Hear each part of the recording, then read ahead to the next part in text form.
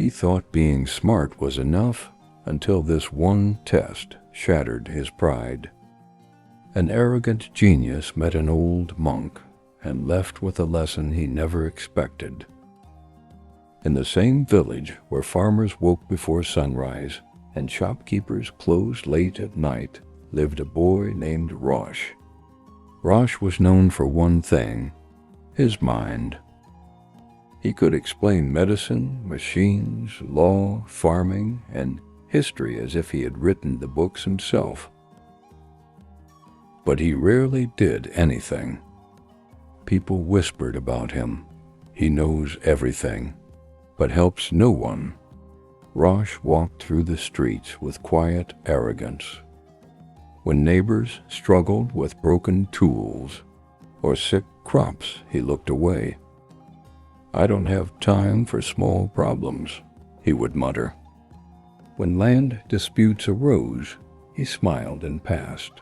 When the village pump broke, he turned away. When crops failed, he shrugged. At the edge of the village lived an old monk named Acharya. He had taught children for decades. People came to him when arguments grew bitter and hearts grew heavy. He had watched Rosh for a long time. One evening, Acharya sent a boy to call him. "Tell Rosh I need his help," he said. Rosh arrived irritated. "What is it?" he asked. Acharya handed him a folded letter. "My cousin sent this from the city," the monk said. "My eyes are weak. Can you read it to me?" Rosh glanced at the paper. "Why didn't you ask the postman?" Acharya smiled.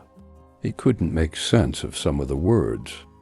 Rosh sighed and unfolded it. He began reading quickly, carelessly, but halfway through he slowed.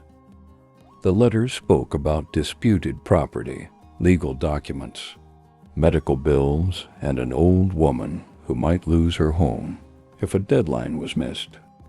Rosh paused. "This is complicated," he said. Acharya watched him quietly, knowing he was pretending. Rosh knew the rules.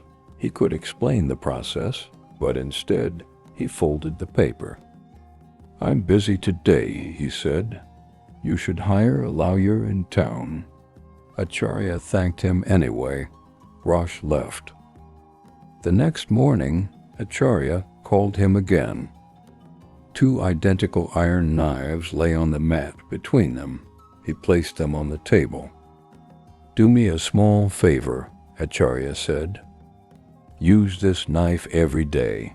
Cut fruit with it. Clean it. Keep it sharp." Then he pointed to the second. "And this one, leave it untouched in your cupboard." Rosh raised an eyebrow. "That's it?" Acharya nodded. Rosh frowned. "For what?" "You will understand later," Acharya said. Shrugging, he agreed. Days passed. Rosh used the first knife daily. He washed it, wiped it dry, kept it sharp. The second knife stayed forgotten in the dark. 2 weeks later, Acharya summoned him again. "Show me the knives," he said. Rosh brought them out. The first one gleamed, smooth, sharp. The other was dotted with rust, its edge rough and dull. Rosh stared. "They were the same," he said. The monk smiled gently and said, "They were."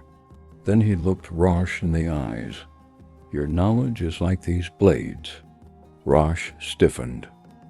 "You polish your pride, not your skill. When you use knowledge to help people, it stays sharp. When you lock it inside, it weakens." "Your mind works the same way," Acharya continued. "You keep your knowledge stored away. You don't use it. You don't help. You don't practice." He lifted the rusty blade. Unused metal weakens. Then he raised the shining one. Used metal grows stronger. Rosh swallowed. Memories flooded back. The broken pump, the failing crops, the ignored faces, the folded letter for the first time. His pride felt heavy. Acharya rose slowly. "Wisdom is not what sits in your head," he said. "It is what moves your hands. Greatness isn't proved by what you know. It's proved by what you do." That evening, Rosh walked to a farmer's hut. A boundary dispute had turned ugly. He listened, spoke, explained. For the first time, villagers didn't look at him from a distance. They thanked him.